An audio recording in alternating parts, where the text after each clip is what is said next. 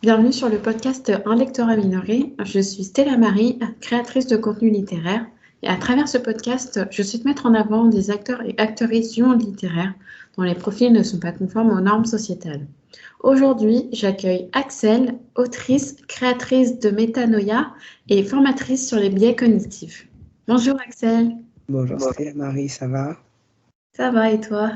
Ça va, ça va. Je voulais te remercier déjà dans un premier temps d'être venu vers moi pour participer au podcast. Ça fait plaisir. Merci à toi d'avoir créé ce podcast et de nous permettre de parler de nous, de faire connaître ce qu'on fait. Merci beaucoup. Avec plaisir. Dans un premier temps, est-ce que tu peux te présenter pour les personnes qui nous écoutent, s'il te plaît?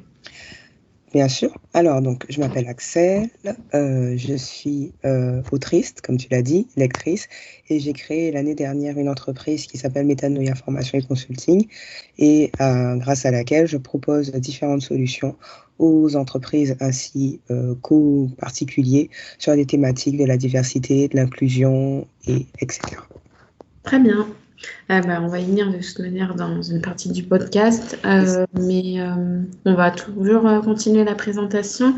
Est-ce que tu peux préciser dans quel contexte sociétal tu as grandi? Oui, alors je suis née et j'ai grandi en Guadeloupe.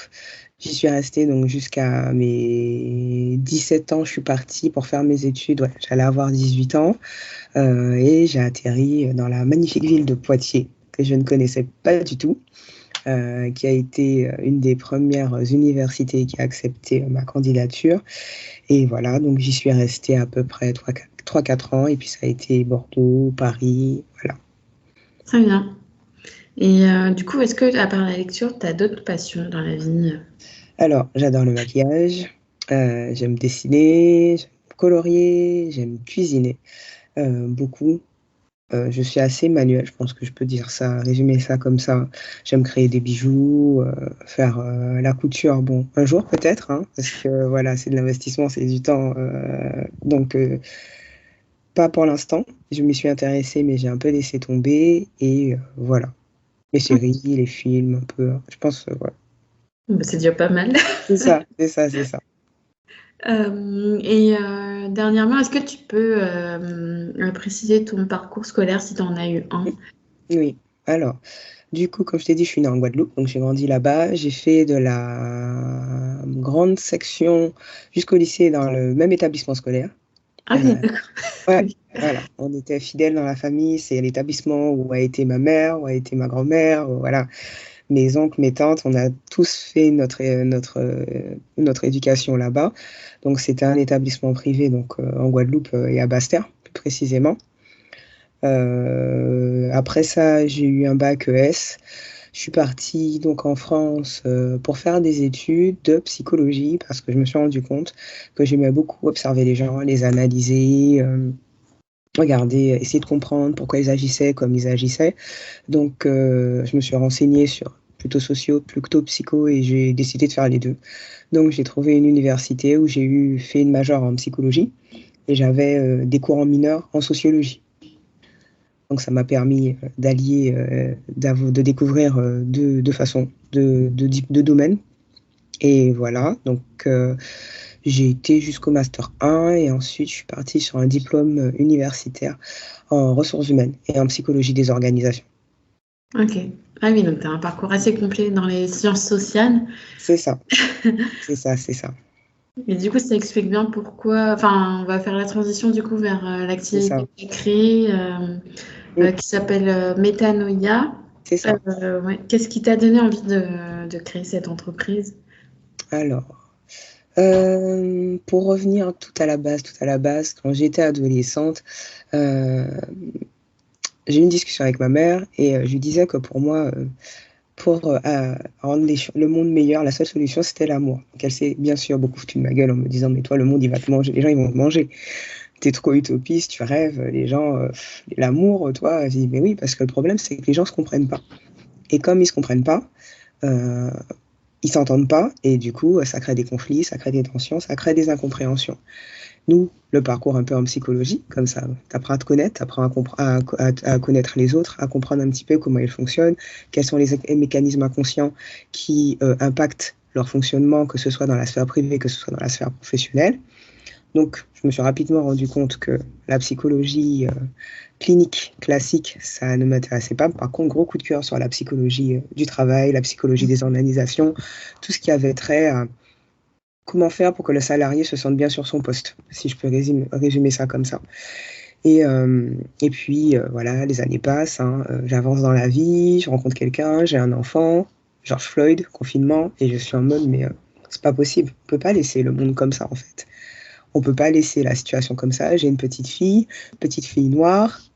Si je fais pas quelque chose, si ça change pas, dans quel monde elle va grandir? Faut que je trouve une solution. Donc, je discute avec une collègue qui était une amie à l'époque, et on décide de monter un premier projet sur un petit peu comme ce que tu fais, pour mettre en avant d'autres aspects d'autres personnalités de la communauté noire. Pas toujours parler des souffrances et des difficultés, mais mettre en avant des profils intéressants, des gens intéressants, la culture, et voilà. On fait ça pendant le confinement, c'est intéressant, mais ça va pas assez loin à mon goût, parce que on est 3 filles sur le projet, tout le monde est occupé, c'est difficile de libérer du temps, et je suis frustrée un peu, parce que je vois le potentiel du truc, et je suis en mode, ça peut aller plus loin, voilà. Et donc, je me dis non, je vais faire autre chose, je vais créer autre chose, il faut que je crée autre chose, et je commence à réfléchir à qu'est-ce que je pourrais créer en alliant mes différentes passions, mes compétences, qu'est-ce que je peux proposer. Et puis un jour, je sors de la gare d'Alfortville, boum, l'idée, elle me tombe sur la tête, c'est ça que je vais faire. Je vais créer une boîte. C'est vraiment ça, c'est pas des blagues. Je me revois sortir de la gare et c'est ça, en fait. C'est ça qu'il faut que je fasse. C'est ça qu'il faut que je mette en avant. C'est comme ça qu'il faut que je le travaille. Donc, depuis, entre-temps, le projet a bien sûr évolué. Ça a pris à peu près 2 ans de maturation, de discussion, de travail avec des professionnels pour arriver à la forme qu'il a maintenant.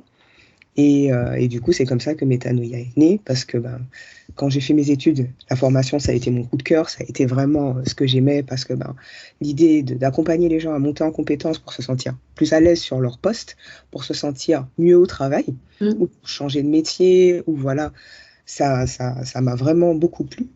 Et donc, du coup, pour moi, c'était vraiment logique de continuer à en faire.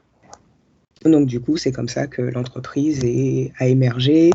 Et maintenant, tu as l'historique de l'entreprise. Et pourquoi les biais cognitifs? Parce que je ne suis pas une activiste dans l'âme. Je ne suis pas la fille que tu vas aller voir qui viendra au manif, qui va aller, dès qu'il y a quelque chose, une injustice. Ce n'est pas dans mon caractère. Par contre, je me dis que si j'aide les gens à comprendre c'est quoi un biais cognitif, comment ça impacte leur travail, comment ça impacte leurs relations, comment ça impacte la façon dont ils accompagnent leurs équipes, qu'est-ce qu'un stéréotype, qu'est-ce qu'une discrimination, c'est quoi un préjugé, comment ça naît en fait dans leur tête, et qu'est-ce qu'ils peuvent faire pour que ça ait moins d'impact sur leur vie. Pour moi, voilà, c'est l'angle que moi j'ai choisi de travailler. Plutôt que d'être dans le côté, c'est pas juste, il faut qu'on milite, il faut qu'on réforme le système, j'ai décidé de réformer les gens, parce que c'est les gens qui forment le système. Voilà, si je peux dire ça comme ça. Tu as préféré passer par une voie un peu plus éducative et tempérée, entre guillemets. Voilà, parce que je dis pas qu'il n'y a pas de jugement de valeur, mais ça me parle pas, en fait.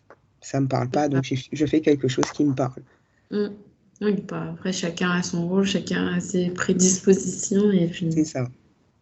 On mène tous la main à la pâte. Enfin, on apporte tous notre pierre à l'édifice. Exactement. Exactement.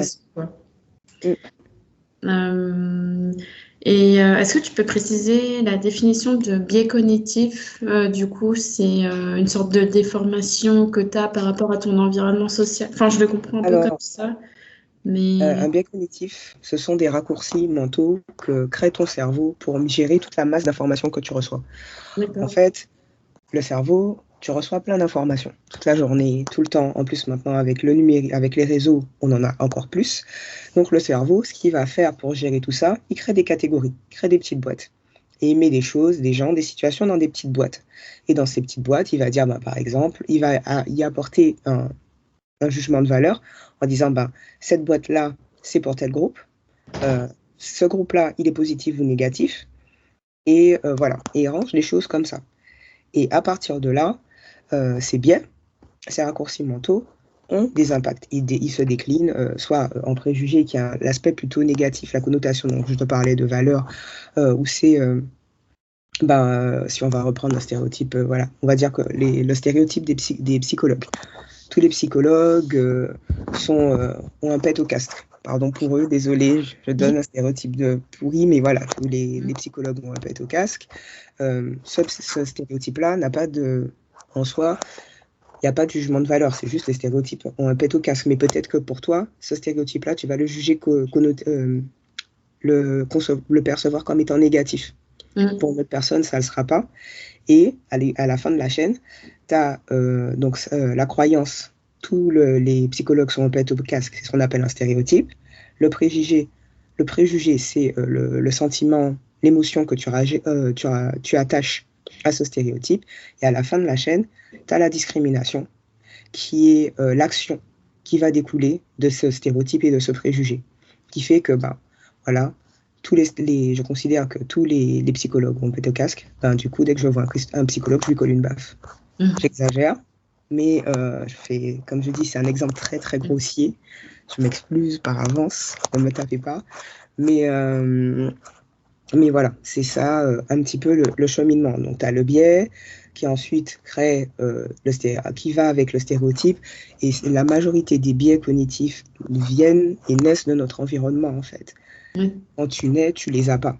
Tu n'es pas avec des biais, mais ces biais se construisent selon l'environnement où tu vas être élevé, selon ton environnement familial, ton environnement social. Voilà.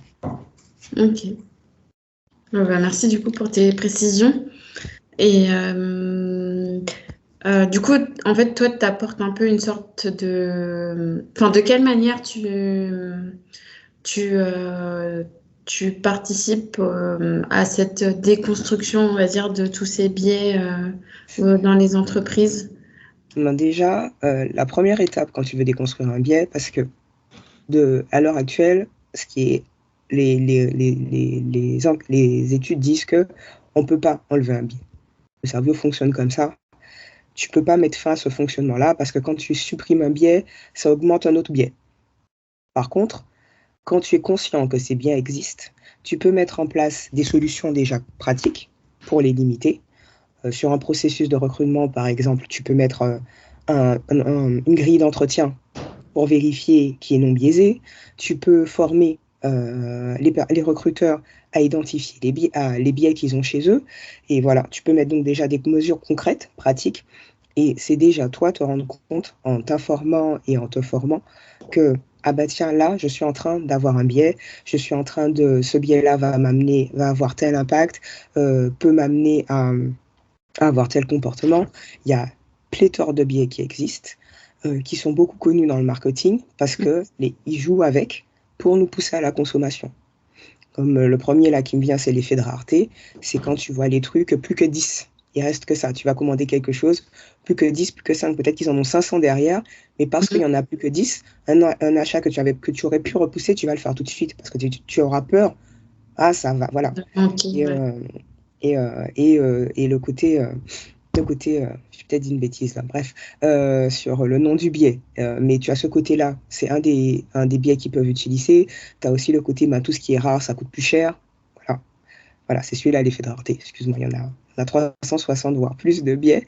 Et donc, du coup, en fonction des biais, ça impacte ta façon de penser, tes actions, et même la façon dont tu peux travailler avec les autres.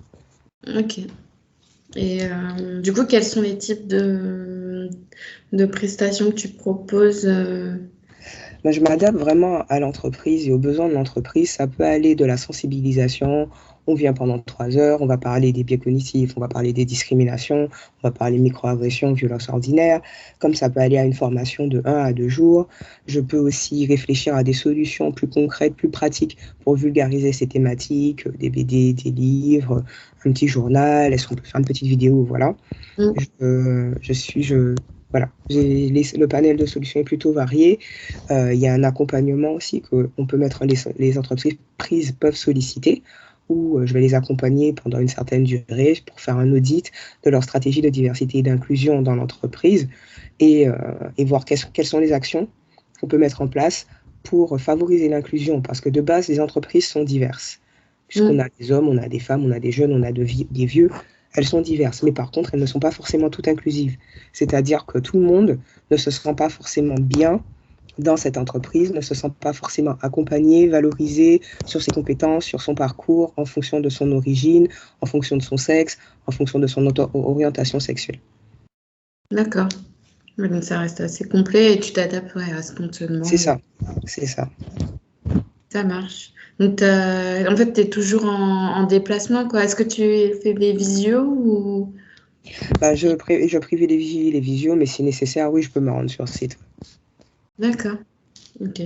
Bon, bah, c'est super intéressant de voir le format que tu proposes. Et pourquoi tu as choisi le nom Métanoïa? Alors, parce que une métanoïa, donc tu as le côté, l'aspect religieux, mais moi j'ai gardé ce qui m'intéressait, c'était le côté changement d'esprit.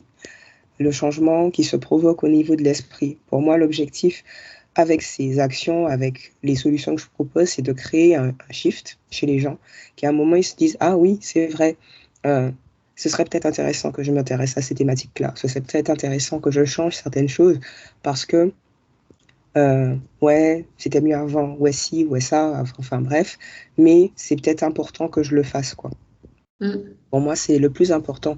Sur une sensibilisation de 3 heures ou sur une formation de 2 jours, tu peux pas transformer quelqu'un. Mais si tu peux au moins créer l'étincelle qui va faire que derrière, il va réfléchir ou que la prochaine fois qu'il sera au café et qu'il allait faire une remarque, il se dit, tiens, attends, est-ce que je peux là? Non, non, je vais pas la dire. Déjà, ça, c'est le premier pas pour créer des environnements qui seront plus inclusifs et dans lesquels les gens se sentiront bien, en fait. Bah, déjà, rien que le fait de faire appel à toi dans un premier temps, c'est déjà C'est ça, c'est un premier pas. C'est un Ouais. premier pas parce que là, on attend certaines entreprises, il y a des enjeux forts en fait sur ces thématiques d'inclusion, de diversité. On est le monde a évolué. Il y a certaines choses qui étaient tolérées avant, qui ne sont plus tolérées maintenant. On les voit, les bad buzz, on les voit, les personnes qui sont dans des situations difficiles parce qu'elles ont eu des propos, parce qu'elles ont elles ont écrit des choses. Et ça aurait pu être évité en fait. À partir du moment où tu t'informes, à partir du moment où tu te formes et que tu comprends le monde dans lequel tu évolues, tu peux éviter ça. Parce que j'entends beaucoup de personnes qui te disent oui, mais tu comprends, avant c'était mieux, maintenant les gens ils s'énervent pour tout, ils sont susceptibles, ils sont ci, ils sont ça. Non, Ouais, c'est pas qu'avant c'était c'est ça. C'est pas qu'avant c'était mieux, c'est qu'avant les gens n'osaient pas parler. Les gens avaient peur en fait. Ils n'osaient pas dire oh là là, quand on voit les générations de nos parents, je pense que toi comme moi, tu fais partie des générations où les parents te disaient te fais pas remarquer, sois discrète, te plains pas. Et leurs parents c'était pareil. Donc du coup, si on leur faisait une remarque, ils n'allaient pas dire ouais mais non, non, là tu dépasses les bornes, c'est une remarque à caractère discriminatoire, je ne te permets pas. Parce que pour eux, c'était se faire remarquer, c'était devenir le mauvais noir. Et donc, du coup, ils n'osaient pas. Ils n'osaient pas, ils ne se permettaient pas. Et maintenant, on a une libération de la parole qui fait que les gens se permettent et ont raison de dire que tel comportement n'est pas toléré, tel comportement n'est pas acceptable. Et donc, du coup, il faut accompagner les personnes dans cette transition parce que c'est pas facile. C'est pas facile pour eux, c'est un gros changement, on leur demande de voir totalement le monde différemment. On est dans des entreprises où tu as différentes générations avec différentes façons de voir le monde, de voir le travail qui coexistent. Là, voilà, les générations Y, Z, là, qui osent, qui vont, qui confrontent, et les autres où il ne faut pas faire de vagues, on respecte le management, on respecte les cadres, on respecte aussi, et ça, même si ça nous crée, ça nous agresse, ça nous blesse, et que ça nous rend malades, parce que les discriminations rendent malades. Elles ont un impact sur le corps des personnes victimes, et plus, elles ont un impact sur le corps des personnes qui sont autour. Parce que quand tu assistes à une scène où il y a une blague raciste ou une blague sexiste, ça t'impacte aussi. Est-ce que je dois prendre position? Qu'est-ce que je fais? Je le laisse gérer? Je la laisse gérer? Je fais quoi? Ça t'impacte. Ça crée des ambiances au travail. Et ces ambiances-là t'impactent. Et on y passe du temps au travail. Et du coup, ça joue aussi sur tout ce qui est attractivité, productivité de l'entreprise, turnover. Donc, ça a vraiment énormément d'impact. Et c'est pour ça que c'est important que les entreprises le réalisent et s'en emparent, en fait. Ouais, j'espère enfin, que cette démarche sera beaucoup à l'initiative des entreprises. Est-ce que toi, tu les démarches aussi Je euh, démarche un peu, très doucement, parce que c'est pas dans mon caractère. Comme je te disais, je suis pas là. Vas-y. C'est plutôt le bouche à oreille. Vas-y, tu connais quelqu'un, parle de moi, je fais des ouais. trucs, voilà, je communique sur les réseaux. Là, on a commencé avec Instagram. Je vais partir à accentuer la communication sur LinkedIn, parce que je suis pas quelqu'un de... Voilà, je suis pas... la vente, ce n'est pas dans mon... J'aime vendre, je peux vendre. Quand il faut parler, je vais parler, mais te dire que je vais aller prendre mon téléphone en disant bonjour, je m'appelle Axel Manda, c'est pas... Non, Ouais. non. Voilà, je Ouais, non. déléguerai. Un jour, je déléguerai cela. Je me disais ça aussi au début avant de commencer le podcast. Et puis, en vrai, tu fais une fois, deux fois, trois fois. Et tu me dis que c'est à force de faire que... C'est possible, hein, c'est possible. C'est peut-être moi une croyance limitante que j'ai pas, que je sais pas faire, mais qu'une fois que j'aurai commencé, je vais kiffer, je vais démarcher à 200%, c'est possible. Mm. Bon, en tout cas, je te souhaite bonne continuation. Merci, toi aussi, pour le podcast. Continue à mettre des profils intéressants en avant, c'est important. Ça fait partie voilà, de la représentation et c'est important pour les communautés, c'est pour les jeunes générations. Et... Mm. Merci. J'ai peut-être une dernière question concernant l'entreprise. Mhm. Est-ce que tu as remarqué qu'il y avait cette demande dans un secteur en particulier? Alors, non, pas de secteur en particulier, en sachant que ça fait partie des obligations légales, hein. Le gouvernement a sorti une loi qui demande aux entreprises publiques et privées de faire au moins des sensibilisations sur ces thématiques.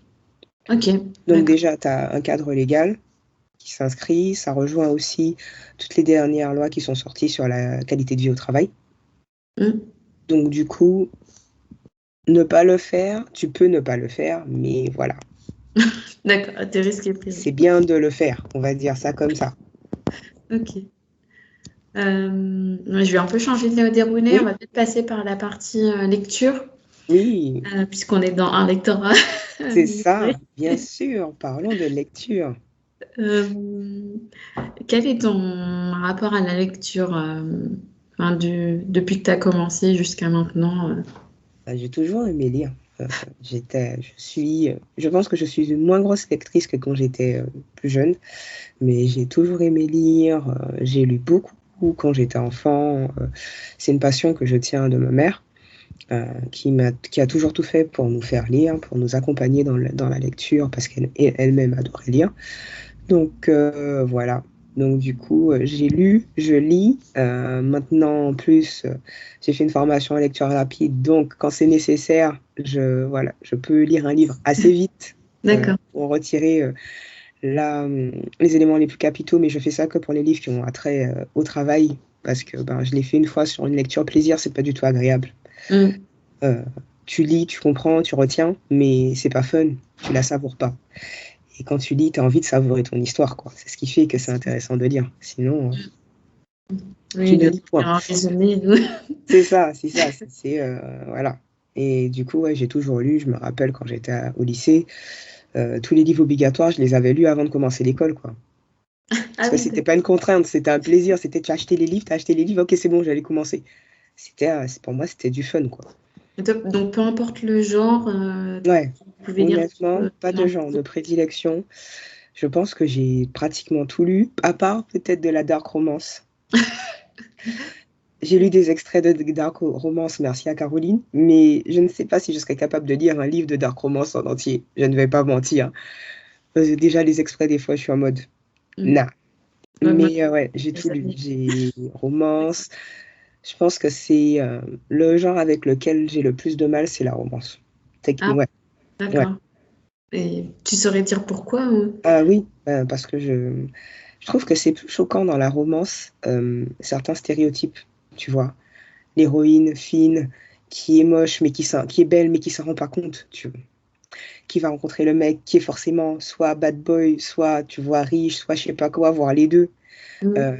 Ils vont entrer dans une relation, je t'aime moi non plus, et puis finalement c'est oui, toi que j'aime, et après il y aura toujours un mec, un gentil, qui est là quelque part, coucou, et qui l'intéresse pas, parce qu'elle préfère le bad boy, parce qu'elle veut le sauver, tu vois. Elle sait qu'au fond de lui, il y a quelqu'un de bien, et elle va le faire émerger, cette personne. Je peux pas. Oui, C'est trop de clichés pour moi, ça m'agace. Tous les clichés sur la partie sexuelle aussi. L'histoire de ah tiens, je t'ai touché, c'est bon, t'as un orgasme, faut arrêter les bêtises. Arrêtez les bêtises, arrêtez de dire des bêtises aux gens. C'est chiant. Moi, je crois que le pire que la fois, ça m'avait le plus choqué, c'était vraiment Fifty Shades, que j'ai lu parce que je voulais me faire ma propre opinion. Et la meuf, elle était vierge, c'est son premier rapport, et genre, il lui a donné un orgasme de ouf. J'étais là, mais mentez pas aux jeunes filles, ne mentez pas aux jeunes filles. Ce n'est pas forcément comme ça que ça se passe.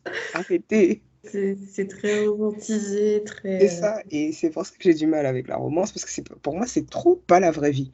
Après, tu me diras, c'est pareil dans le fantastique, dans l'horreur, mais tu le sais en fait. Ouais, c'est ça, c'est C'est le genre qui est fait que Voilà, ça se passera jamais.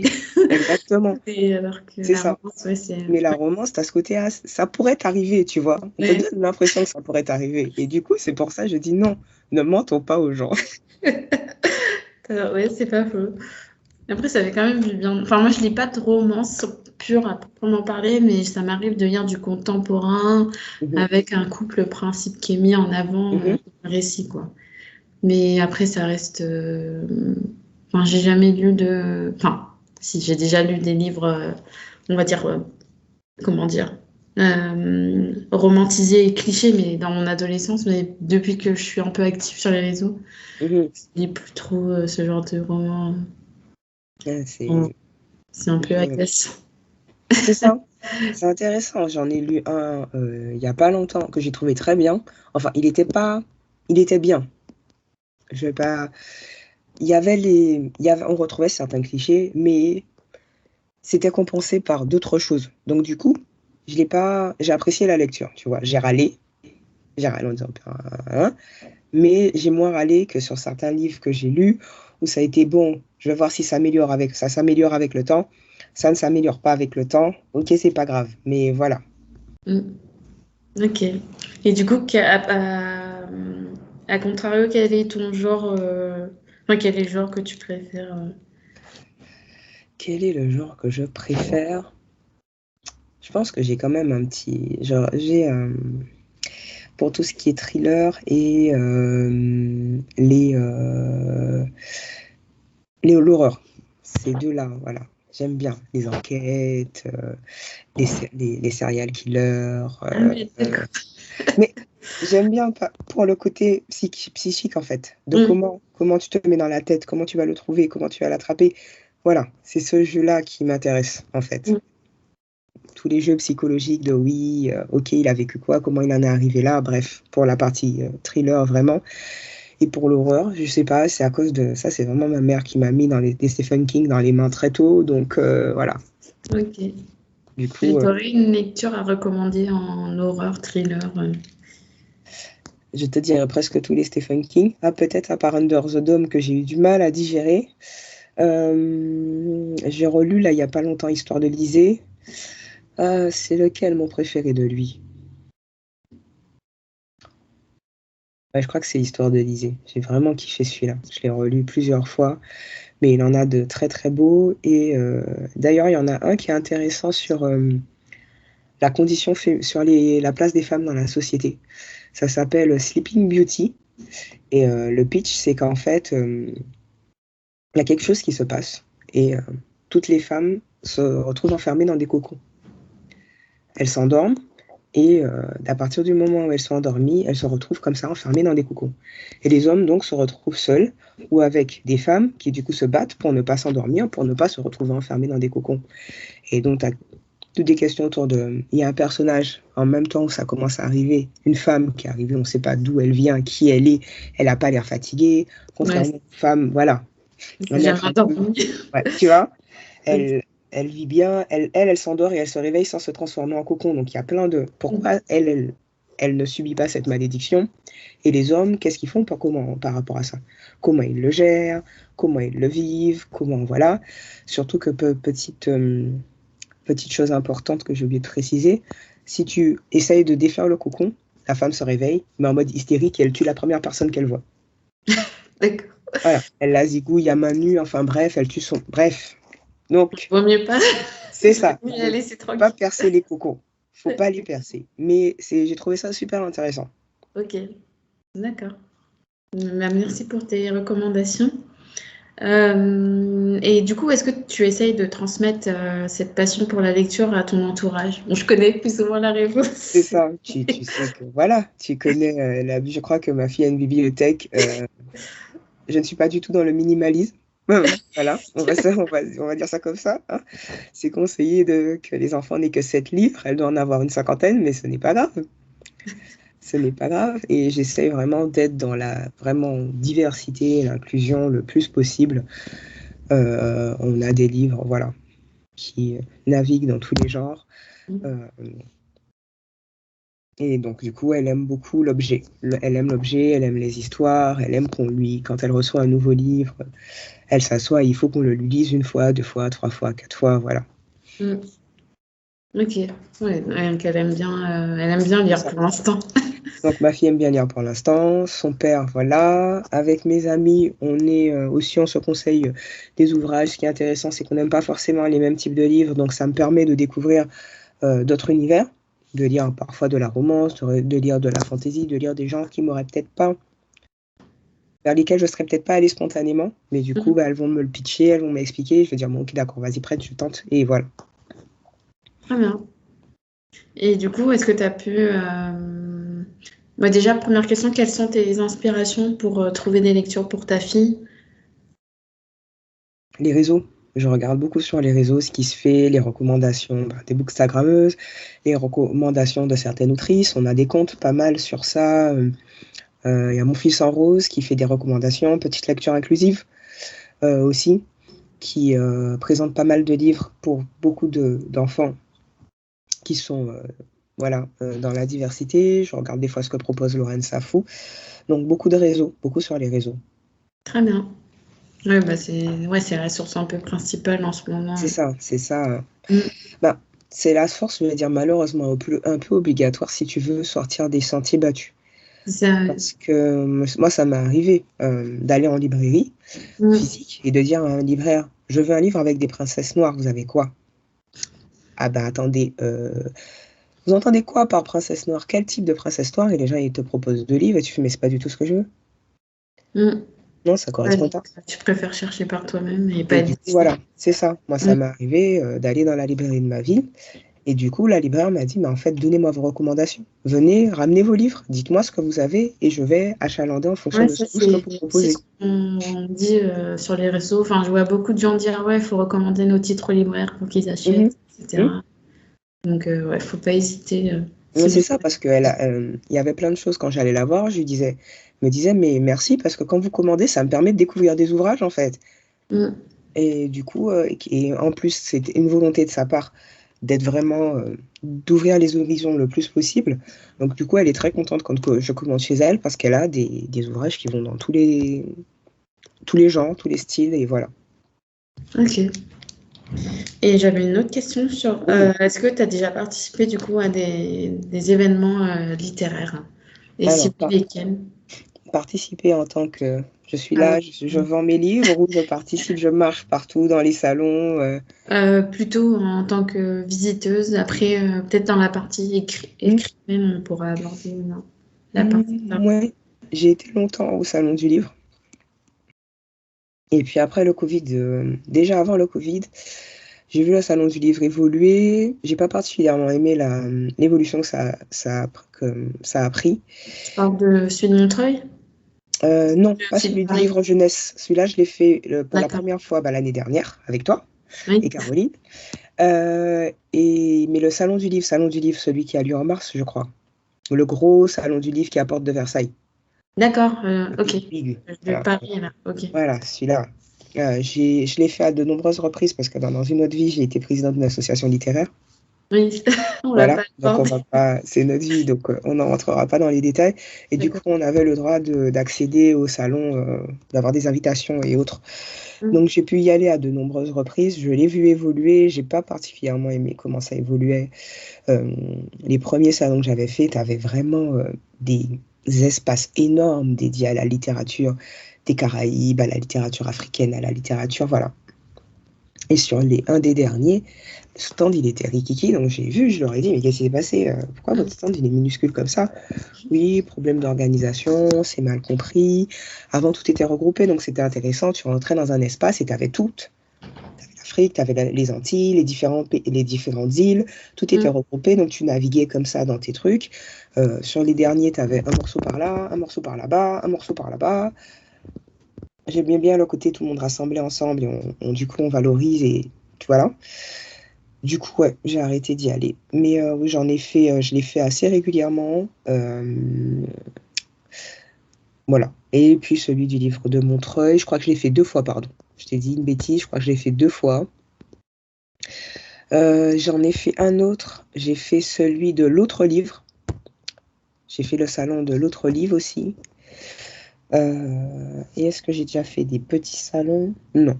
Je pense que c'est les principaux auxquels j'ai participé en tant que visiteuse.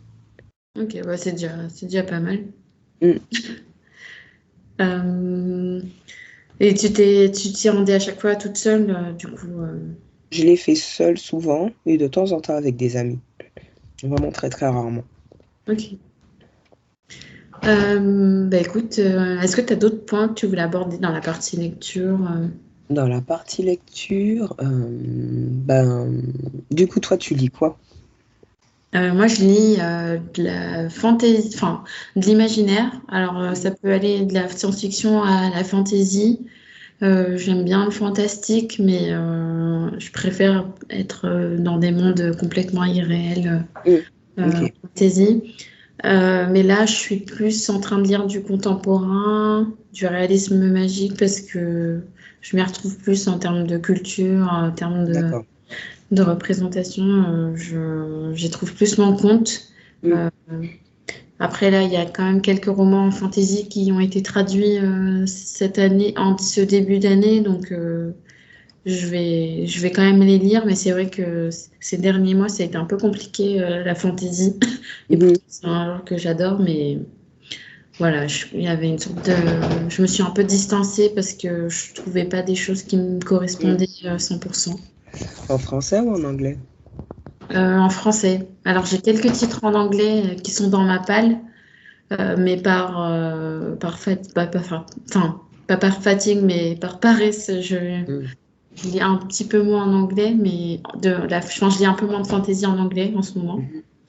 Mais voilà, on va dire que c'est plutôt ouais, imaginaire et contemporain, Ok, mes deux genres de prédilection. ok. Du coup, tu privilégies les titres où il y a qui sont, si je peux dire, inclusifs, quoi. Ouais, c'est ça, ici de communautés marginalisées et écrit aussi par des auteurs et autrices issus de communautés marginalisées. Ouais, j'essaye. Ça fait très longtemps que j'ai pas lu de titres d'autrices blanches avec des persos blancs. C'est très, très très longtemps. Mais ouais. Mm. En fait, une fois que tu élargis ton panel et que tu C'est sais un clair. peu ce Ouais, je vers quoi comprends. tourner, tu retournes pas Mm. vers ce que tu lisais avant, quoi. Enfin, C'est ça, mais je pense que c'est la partie la plus difficile à faire en fait, parce que ben, quand tu grandis, tu lis ce mm, que tes parents te disent de lire, parce que là j'y repensais, je me disais, ben, c'est vrai, Stephen King, c'est un blanc. mm, Est-ce que j'ai une recommandation à part Laura que j'ai mm, beaucoup lu?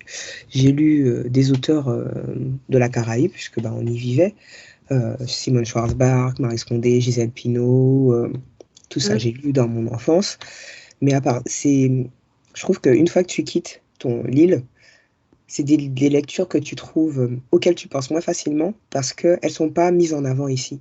mm.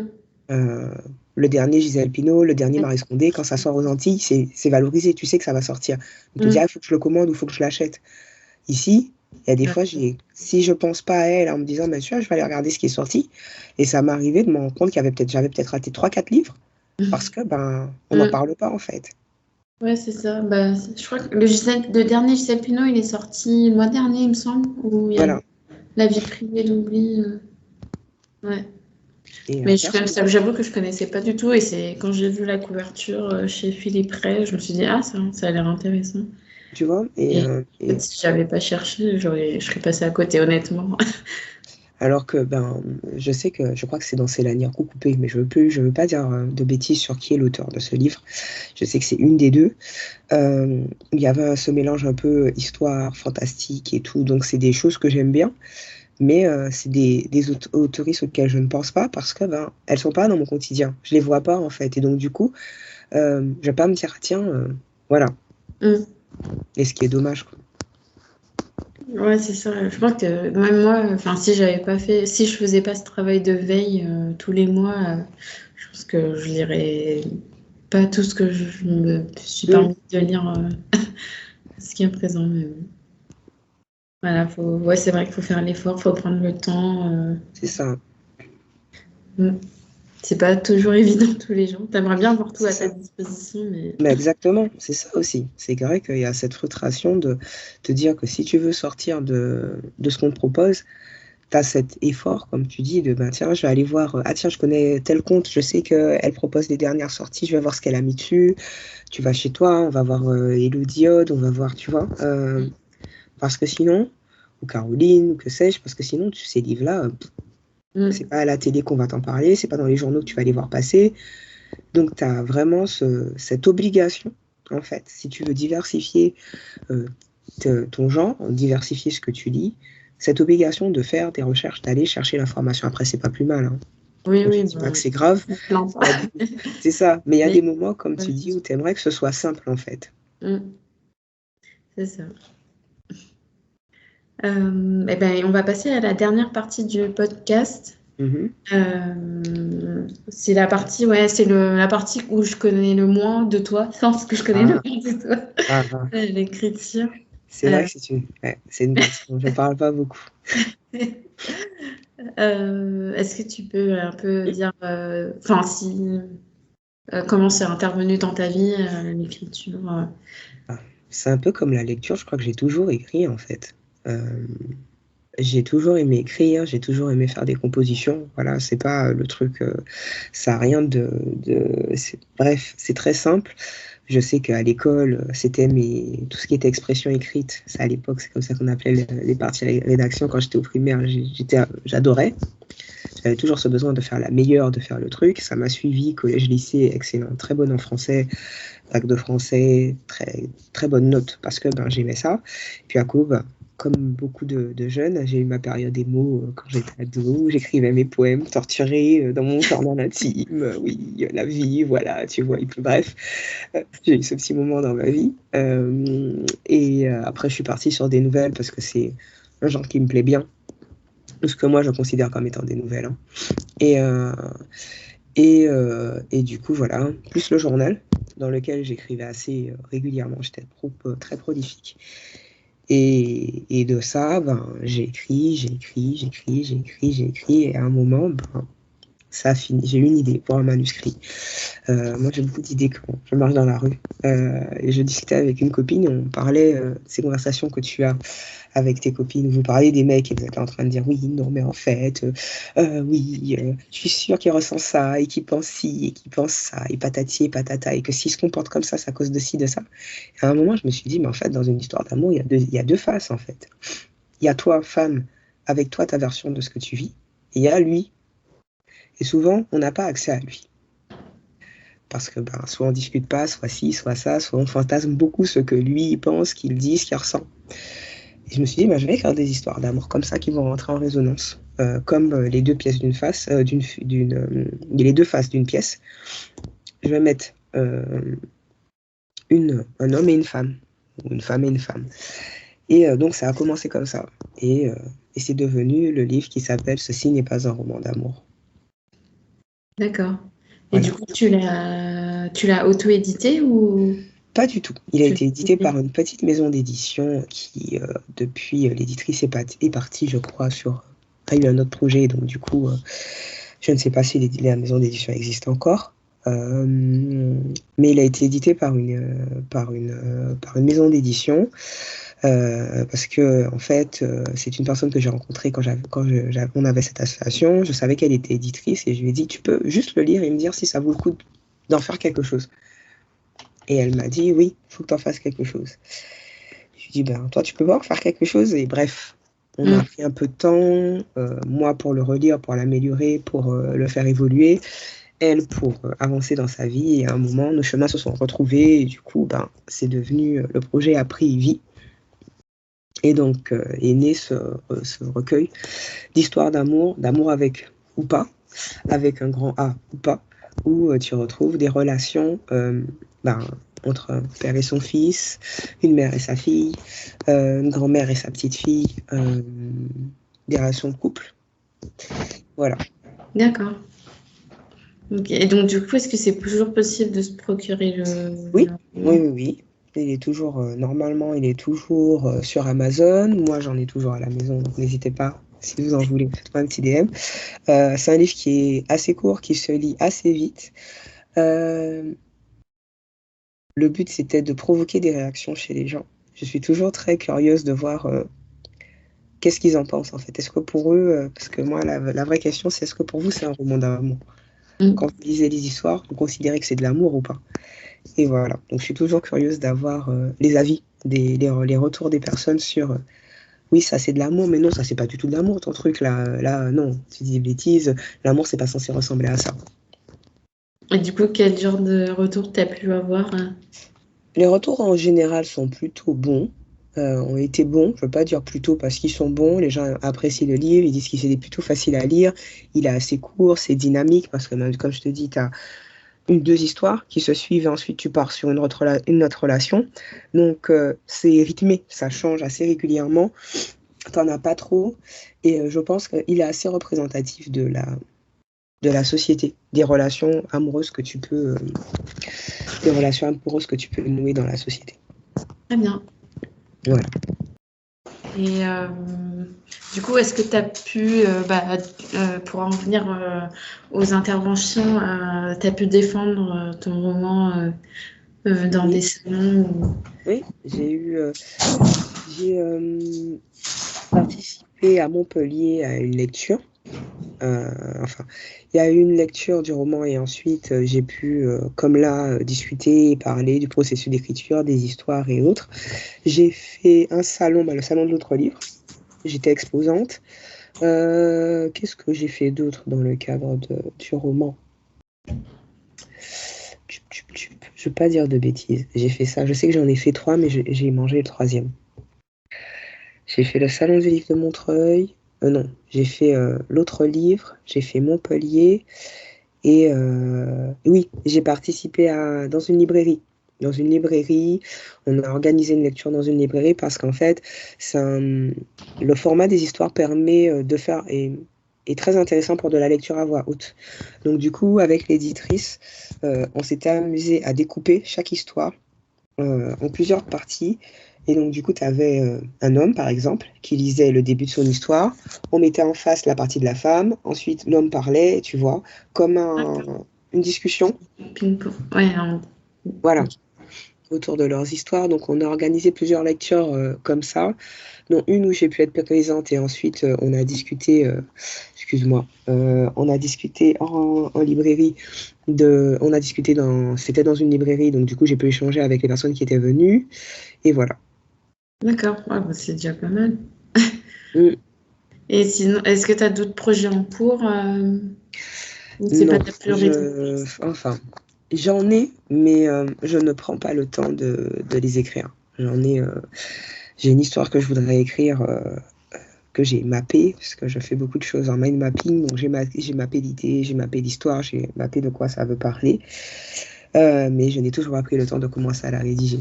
Donc, mais ouais, j'ai encore, je pense, des histoires dans mes... J'ai un projet en cours qui est en pause aussi, un projet à 4 mains qui est en pause, et voilà. Il faut que je prenne le temps. Ouais, je te souhaite bonne continuation également dans ce processus. C'est ça, c'est ça. On va arriver à la fin du podcast. Oui. Est-ce que tu aurais un ou une invitée à me recommander Je vais bien sûr te recommander Caroline, hein. Je ne peux pas te recommander Caroline, vu voilà, la relation qu'on a nouée et tout. Et puis, je pense qu'elle a un regard intéressant sur le monde littéraire tel qu'il est maintenant, ce qu'elle peut y apporter, comment on pourrait le faire évoluer, comment on pourrait contribuer à faire ce que tu disais, à faciliter l'accès aux informations et aux livres pour les personnes qui les recherchent. Donc il y aurait Caroline de base et un petit bonus, je te mettrai Laura parce que j'aime vraiment ce qu'elle écrit. Je crois que j'ai pratiquement tous ses livres. Donc voilà. Ok. Bah, je te remercie pour ces recommandations. Si vous avez loupé, il y a l'épisode, je sais plus, 25, je crois, de Caroline, où on parle de témoignages, d'auto-édition. Donc, je l'avais interviewée au début de la saison 1. Je ne l'ai pas retrouvée quand j'ai regardé ton profil parce que j'ai cherché, j'ai dû la zapper. Je me suis dit non, quand même, je vais regarder qui a été pour pas dire des gens qui, tu vois. Et je ne l'ai pas vue. Je l'ai pas vue. Parce que j'ai vu d'autres personnes, je me suis dit, ah non, elle non. Et mince, j'ai raté Caroline. Mais tu peux la faire revenir, elle a plein de choses à dire. Donc. Et Laura, il faut que je l'interviewe. On a eu un petit échange et ça s'est pas fait, mais c'était il y a 2 ans, enfin au tout début du podcast, mais voilà. Je pense que ouais, Laura, c'est toujours très intéressant quand elle interview. Tu as aussi, attends, j'avais oublié quelqu'un. Tu as Awisha de Anka Élévation aussi, je pense. D'accord. Ouais, de Anka Élévation, ça pourrait être intéressant qu'elle te parle de tout ce qu'elle fait, de sa maison d'édition, d'Ode à la littérature et de tout ce qu'elle organise pour valoriser les auteurs noirs et entretenir, faciliter la lecture. Voilà. Écoute, merci pour toutes ces belles recommandations. Est-ce que tu veux rappeler aux auditeurs et auditrices où est-ce qu'on peut te retrouver? Alors, vous pouvez me retrouver donc sur Instagram, sur le compte Litteraxel qui dort, je ne vais pas mentir. Voilà, vous aurez une vue de mes livres, de mon livre, si vous voulez voir un peu à quoi il ressemble, de quoi il parle. Et pour tout ce qui est sur la boîte, c'est sur Metanoia AM, qui a un site internet et la page Insta. Très bien. Voilà. Écoutez, je vais remercier les éditeurs d'avoir écouté cet épisode d'un lectorat minoré et je vous dis à tous et à toutes à très bientôt. Bye bye, merci encore.